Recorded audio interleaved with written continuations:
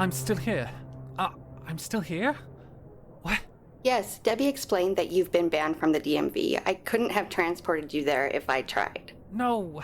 You sent them to the DMV? Yep, just said that. Debbie had far more to offer me than you ever could. Oh, I'm gonna kill you. I'll kill you. You get me out of here. You... Carl, You fucking bitch! You let me the fuck out. Carl, I'm gonna let you... No, I'm not trapped again. No. I'm not trapped again.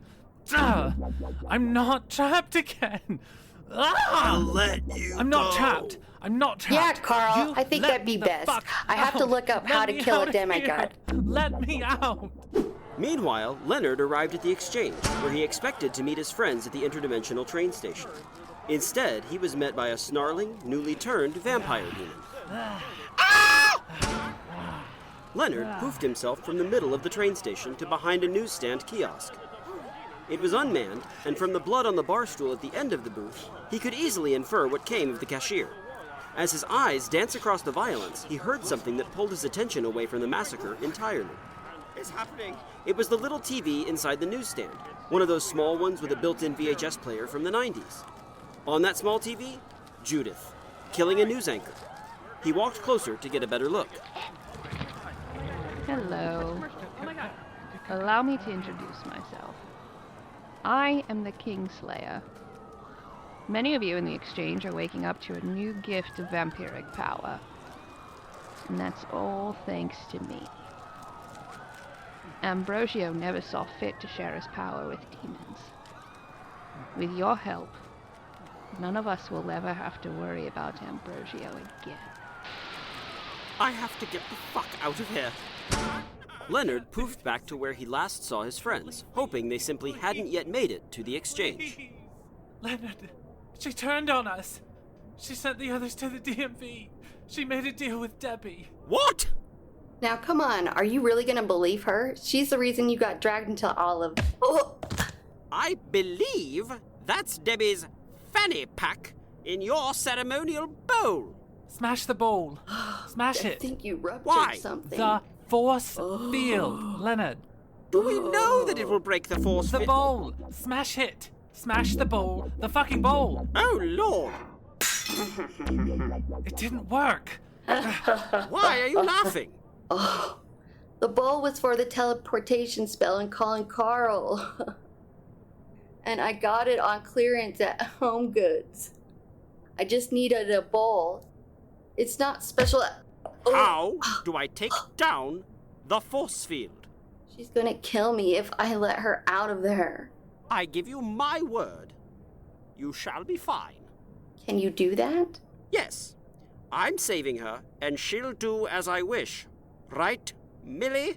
Yes, whatever. Just let me out. Oh, the sand circle. How do you kick so hard? You're small as hell. You're free. No, please. I can help you get them back. Please. I'm sorry. I can make it up. Oh. Oh, gracious. Oh, my goodness. We have to go.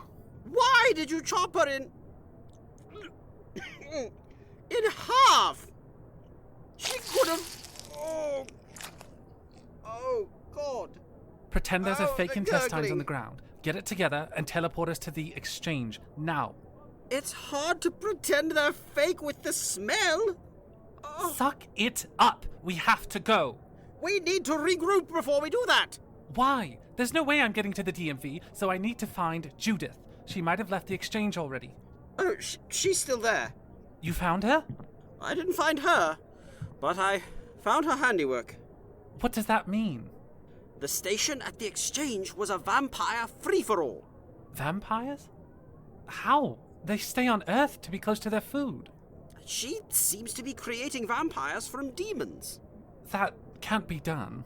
I would have agreed with you a mere 10 minutes ago, but it seems it can be done. All right, this is very, very bad. We don't just have to look out for Judith now. Anyone she turns could be after us now. Dark Lady Yaffanus, I'm sorry to bother you. You have 10 minutes until your next appointment. Is everything okay? Poof us out of here. Where, huh? Where do you want us to go? The exchange. No, I told you we cannot just go to the bloody Just exchange. take us. It's bad, but it can't be as bad as it is here. We killed the woman whose name is on the building. We have to go to... God, you killed Dark Lady Yaffanus? You heard that? Yes! How? I'm a jackal demon. I have a hearing like a jackal. One moment, please. Teleport us to the exchange now. Well, our jackal friends certainly heard that. Sorry, I did. If Yaffanus is dead, I'll know where to find you. I'm honor-bound to seek vengeance for my lady. Oh, we understand, really. We do not. What do we do? One moment, please. Hello there. Hey. You are honor-bound to Dark Lady Yaffanus no more. What? Fuck! Oh, great. What do we do now? Take us to the fucking exchange. But I've been trying to tell you, it's much worse than regular vampires. Things are... Now. Fine! Don't say I didn't warn you.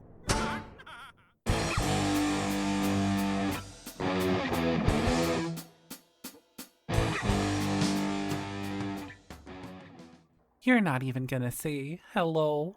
Rita, Dawn, and Sunny were still on the floor where they landed after being teleported to the DMV. Debbie smiled from behind the desk as she glared down at Rita. Debbie? I've been turning over every disgusting log I encounter trying to find you. That's close enough. Back away from Rita.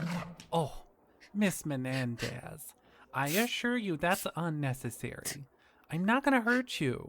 I'm gonna destroy Rita and her vampire, but I'm not going to hurt...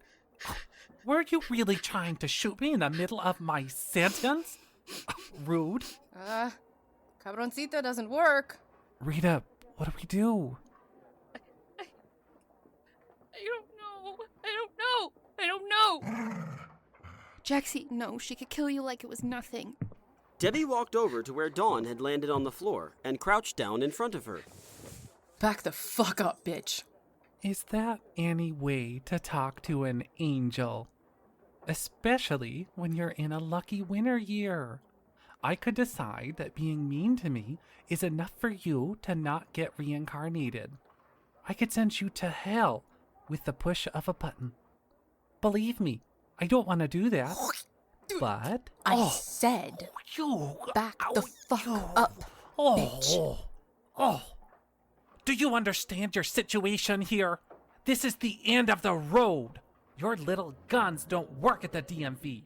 You can either get reincarnated like you were supposed to, or you can piss me off again. That's right, I said piss. Or you can piss me off again and I'll send you to the same hell where I tortured Rita for centuries. What? What? Oh my god. You didn't just torture her at work. You're the one who physically tortured Rita in hell? You betcha. I asked for the gig. I got to take off my human disguise and let off some steam. Okay. Well, I know I can't shoot Cabroncita here, but you know what else I know, Debbie? What? All this mother of pearl inlay makes her heavy as shit. Stupid fucking human. Dawn, no! Donnie. No! Hearing the unsettling crunch that occurred after Debbie kicked Dawn, Sunny quickly switched to doctor mode and rushed to check on her friend. With the other two occupied, Debbie set her sights on Rita. You know, I was wrong. Rita, you're not a machine. I can admit that much after all I've learned while searching for you. You're an animal. A sick animal. And I'm gonna put you down like one. Your behavior will determine how much mercy I throw your friend's way.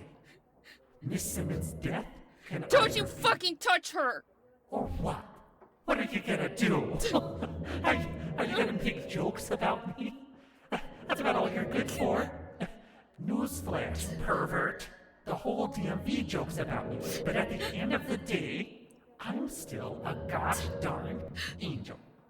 There's not a single thing some little reaper like you could do to me.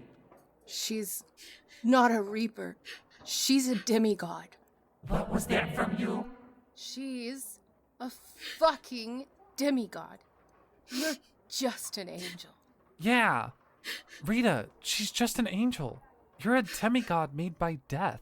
She's talking a big game, but I think it's because she knows you could kick her ass. You've killed way scarier demons since you've been in hell. And most of those were accidents. Rita, we need you. Oh, would the two of you just shut the heck? For the first time in 2 years, Rita summoned her scythe. While Debbie's attention was turned to Sunny and Dawn, she missed seeing how their words were affecting Rita. With a resolute expression on her face, one Debbie had never seen, Rita began to stand up. Oh, put that thing down. You know that's not going to do anything to me. Every Reaper gets one of those. Why would the DMV give a Reaper something that could kill a DMV employee? Huh? She's bluffing, Rita. She wouldn't be backing away from you like that if she was sure. And your dad gave you that scythe, Rita. I bet it's not the same kind that other Reapers got. Judging by the look on your face, Debbie, I think my girls are right on all counts. Wait, Rita, please. I'm sorry. I was told you were just a machine when you were made, so it's hard for me to... Oh! The scary voice is gone. I underestimated myself because I didn't know who and what I was. Sunny and Dawn are right. And I think you got so used to seeing me as an incompetent, weak Reaper, you did the same thing. Why the change in voice, Deborah? Do you not want me to hear the voice you used when you tortured me for years? It was my job. I was just following orders. You asked for the gig, remember? You got to let off some steam. But I thought you were just a faulty machine, like a printer that won't connect. Time to shut up, Debbie. I'm done being scared of you. I'm a fucking demigod, and I've had enough of you. Please, I was just doing my job. I can help you get out of here. You don't want to do this. You don't. I don't want to do this? You tortured me for 300 years. You enjoyed it. I was trying to make you better. Every time you lie, I smack the shit out of you. Got it? Were you trying to make me better when you made me watch the DMV's most violent deaths on repeat? Huh? Were you trying to make me better when you forced me to live through one of them? Were you trying to make me better when you said you wanted to see if I could just hate myself so much I just died? I never... Clumsy me. I punched you in your lipstick-covered teeth instead of slapping you. It sounded like you were gearing up for more excuses and lies. You want the truth? Yeah, that'd be fucking refreshing. You've cost me everything. You've cost me everything and you don't even care. Nobody here takes me seriously because I couldn't get you to do your fucking job for millennia. You're a deviant. You're an impulsive little shit who poisons the mind of anyone who listens to you. You were a danger to the DMV and everyone around you. Kyle should have destroyed you the minute you were born. If they would have let me kill you sooner, before you learned what you were and grew a pair, we could have saved everyone a lot of trouble. So go ahead, do it. I guess we should add murderer to your list of flaws now, since you seem to have developed the stomach for it. Try to kill me. I don't think you'll follow through. You've never followed through on anything. The minute you try, you'll be just as bad as you think I am. Here's the thing, Debbie. I'm not like you. You hurt me because you wanted to. Really and truly, I'm sorry you feel powerless, but you chose to use the modicum of power afforded to you by the DMV to hurt other people. You had a choice, Debbie, and you chose wrong. You agreed to be part of a system that traffics in human souls. Did you really think you'd get a happy ending? There's no happy ending with the DMV. Humans are irrelevant. They're here for the blink of an eye. Why do you give a flying fuck about what happens to Earth or their inconsequential souls? Let them be swallowed into a hell dimension. I guess that's the human in me, Debbie. Oh, just do it. I'm so sick of this. Do it hard and fast. Go ahead, stick that thing in me. How many times do I have to tell you, Debbie? I'm never gonna fuck you. Is she dead? Well, I've never killed an angel, but if this gold stuff all over me is blood and chopping her in half hot dog style with a magical scythe is enough to kill her, probably? Jacksie, baby, you did a great job listening to me back there, okay? And I need you to do it again. This place is dangerous for puppies, so I need you to try to be as quiet as you can, okay? Do you understand? Good boy. Thank you. That's great, and I'm glad you got some closure. But how the fuck do we get out of here? I just killed an angel. I have to think of more plan. I think Debbie cracked a couple of Dawn's ribs. Even if my ribs were intact, we'd still need Rita to come up with this plan. Why me? We're a human and a vampire who have never been to the DMV. You've worked here for 66 million years. Oh, that doesn't mean I know what to do. Can you, switch back to being a black ball of smoke again and do some reconnaissance? No, I can't change my physical form anymore. Really? Yeah. This body pisses, shits, and looks the same all the time. Okay, so what do we do? I don't know yet. Let me figure it out. This isn't Debbie's office. I mean, you're right, but how could you tell? There's pictures of a glowing skeleton person and your dad all over the desk. Yeah, this is my dad's partner Ricky's office. Oh no, I bet they broke up with everything going on. Poor dad. Does Ricky work today? I mean, time is nothing here. Ricky is always working and never working. I think she's asking if there's a chance that Ricky could, walk in and find a bisected Debbie on the floor of their office. Oh yeah, 100%. What are you doing? I'm just taking a look-see out there to see who's in the cubicles. Don't let anyone see you. Rita peered into the endless floor of cubicles where she first met Dawn. Though the cubicles were infinite, Rita felt as though the DMV was smaller than when she left it. Had she outgrown this place, or was it always too small for her? She recognized that her thoughts were wandering and attempted to focus up. As she peered at the cubicles, she saw several familiar faces. Time at the DMV was strange. She saw several humans she had reaped herself, though she hadn't been to the DMV in a couple of years. A human stood up in one of the closer cubicles, revealing their face to Rita. What is it? I think I found someone who will help us. Who? That guy right there with the beard? Why do you think he'll help us? He owes me a favor. Who is he? Mr. Dickens. What? Who the fuck is that?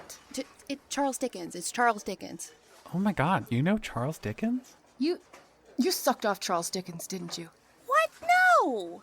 Why does he owe you then? I helped him write A Christmas Carol. And I gave him that iconic ending line for A Tale of Two Cities. Oh my god, you sucked off Charles Dickens. What? She totally did. There's no way she had anything to do with A Christmas Carol. Baby, I love you, but there's no way that's your writing. I didn't suck I don't off care Charles if you I sucked think him it's off. very Just cool don't you sucked him lie. off. He's made I Did bet you it'll help us learn out. nothing It's totally from the fine. musical we did Really. about lying?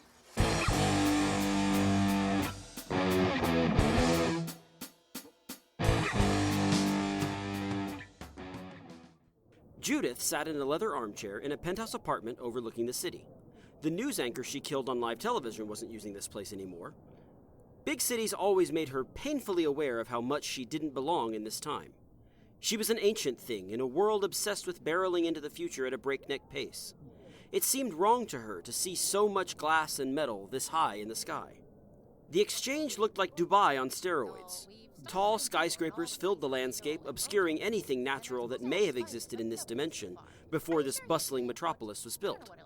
As Judith pondered the city before her, one of her new vamp demon minions was droning on, and on about how they had failed her. So you came here to tell us you failed? I mean, yes, but I'm not done. I haven't been successful thus far. I should just kill you. You're a waste of... Don't kill them. My lady? I said don't kill them. They came here to say they've failed to locate Ambrosio. They questioned your plan. Have you all been searching Ambrosio's homes in his dimension? Me?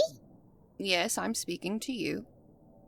Yes, we have, and we haven't found him. I did look. I fucking heard that part. Listen to me. The home. Are you searching the home for things other than Ambrosio himself? No. Well, that seems ill-advised and incredibly stupid, does it not? Probably, but I don't know why. Use your brain and some context clues to figure out where he is. Do some detective work. We have the resources of everyone we've turned at our disposal. Look around his homes and learn everything you can. Does he have a fuck buddy he's hiding with? A favorite hotel? A secret home he hides from the DMV? Is there a panic room in one of these homes you haven't found? I've been studying him for millennia. He has not left his home dimension. How about you stop fucking wasting my time and... actually fucking look for him! Yes, ma'am. Can I go? Leave! Yes, ma'am. I may have just received some news that will alleviate your frustrations, Judith. If it isn't a long sword and coordinates to Ambrosio, I sincerely doubt it. You gave me Carmilla's description to share with those we turned, so they could inform us if they see her. Well, it seems someone matching her description was just spotted teleporting into the train station. She was spotted with a demon, believed to be Master Leonard. Oh, that's very interesting. You're sure it was Master Leonard? Yes. Why? She was traveling with Rita before. If Rita isn't there and Master Leonard is, that tells me Rita's family from Earth has found her. If Mummy Dearest is separated from her demigod sister, she'll be a lot easier to get rid of. So, what does this mean? What are we going to do? We're going to pop out to the train station for a quick errand.